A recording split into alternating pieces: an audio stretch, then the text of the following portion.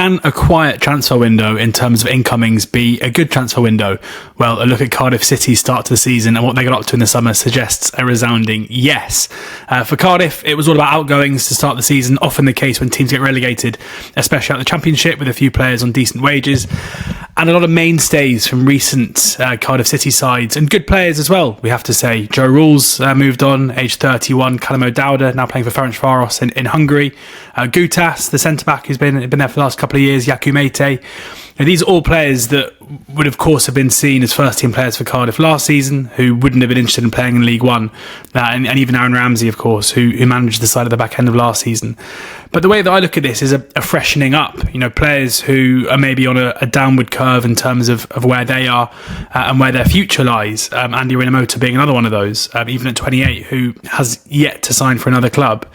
So even though a lot of minutes being lost there, a lot of Championship experience, and players who at some point in their careers would have been seen as far too good for League One level, I think what we've seen is freshening up the squad and looking to bring in younger players has been so important. And this is where, with transfer windows and analysis, I think there's so much of a focus on quantity over quality. There seems to be an insatiable appetite from fans for new players, always wanting another player.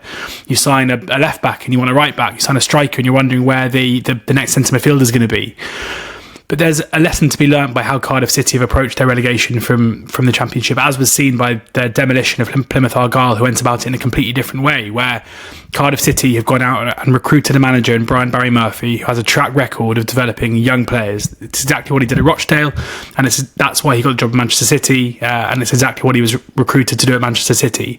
And that has meant that we've seen young players come to the fore, whether it's Pacquiao at right back, whether it's the Colwill brothers, obviously Ruben being a known quantity and surely one of the best players in the league this season, or even his younger brother Joel, who's come into the first team this season and has performed very well. Dylan Lawler, the centre back, who's been so impressive. If I'm just going to list all of the Cardiff City young players who've done well this season, we're going to be here for a very long time. Kian Ashford being another, and it's, rather than recruiting to replace these players, what Cardiff have done is they brought in a manager who will back himself to develop these players, who won't be knocking on the door of the hierarchy and saying, I need new players to replace them.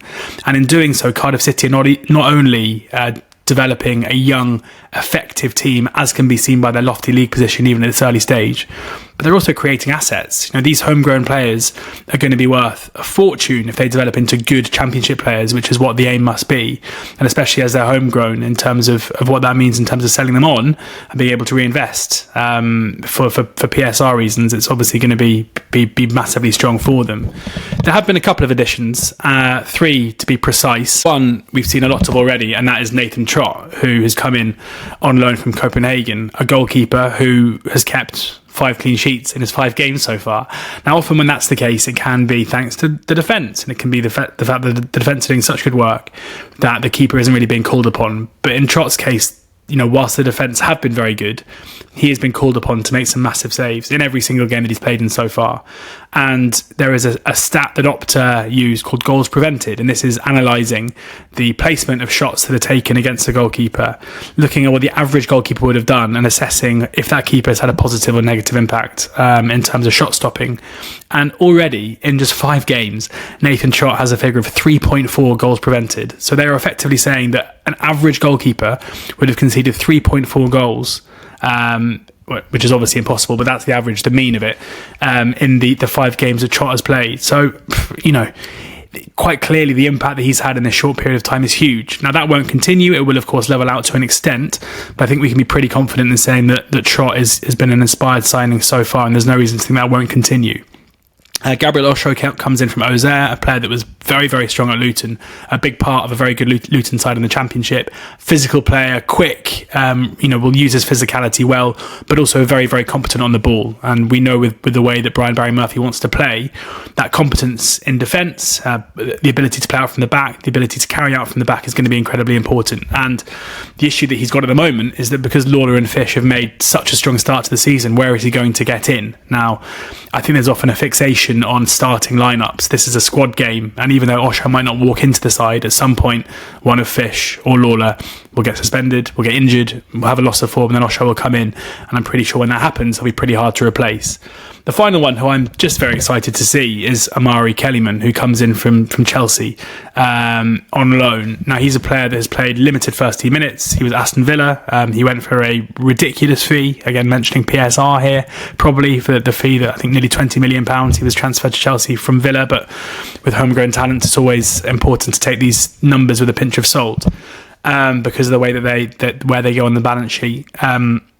But by all accounts, Kellyman is an incredibly exciting talent. 6'3", attacking midfielder. Someone who I'm very, very excited to see, and someone that Brian Barry Murphy will know all about after his time at Manchester City. You know, his knowledge of these young PL2 players will be second to none, you'd have thought, and I'm sure he would have had a big part in identifying Kellyman as someone that they wanted to bring in. So it's 3 additions. You know, that's it. Yet, I think it's been a really strong window. They knew they needed to strengthen in goal. They have done that early in the window. They brought in an experienced centre-back to go alongside the 2 young players who've had such a good start to the season. And they've looked to bring in an elite Premier League talent, who I'm pretty sure the manager would have had a big role in bringing in. But crucially, and I know this doesn't have to come within the window, the best bit of recruitment at the moment looks like Brian Barry Murphy. You know, because his Rochdale side were relegated, there's a lot of noise about him and his suitability to roles, and the fact that, you know, some people are unable to see past relegations as being the failing of a manager, but Cardiff were able to do that, and they've seen a guy who developed young players to a massive degree at Rochdale. When you look at where those players have gone on to play later in their career, they've seen a guy who's gone to Manchester City and probably learnt a lot in terms of his coaching style and his ability to develop young players there, and someone who's a very, very good talker, who I think all fans would love to have in charge of their club because of the way that he talks about the game and the way that he identifies with fans. So yeah, Cardiff City, I think, have approached, if I'm going to be honest, I think previous summers have been an absolute disaster at Cardiff City in terms of recruitment and the way that they've approached things. It's felt very slapdash and scattergun. This time around, inaction wasn't a case of not being able to do things. It was a clear focus on development, on targeting quality over quantity, and I think we've seen the rewards already, and that will continue throughout the season.